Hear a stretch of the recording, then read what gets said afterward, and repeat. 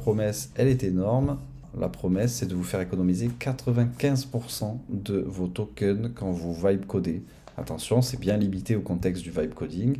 Ça ne peut pas marcher avec le rédactionnel. Donc, non seulement vous avez cette économie de tokens qui est énorme, mais en plus, techniquement, du coup, le code est meilleur en fait. Parce que plutôt que de salir toute sa fenêtre de contexte avec tous les fichiers de la Terre, bah, il prend juste pile poil ce dont il a besoin. Donc au moment où il va réfléchir à ce qu'il compte implémenter, bah, il va mieux réfléchir parce qu'il est moins pollué par le bruit.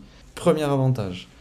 Deuxième avantage, c'est cette notion de blast radius, c'est-à-dire de périmètre d'impact potentiel d'une implémentation. C'est-à-dire qu'au moment où vous implémentez quelque chose, bah, potentiellement, vous allez casser des choses ailleurs. Donc le calcul du blast radius est beaucoup plus efficient avec un MCP comme ça.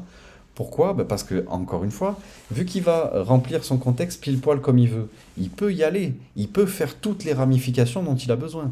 Alors que le LLM de base, sans le MCP, il aurait pris tellement de fichiers qu'au bout d'un moment, il aurait dû arbitrer.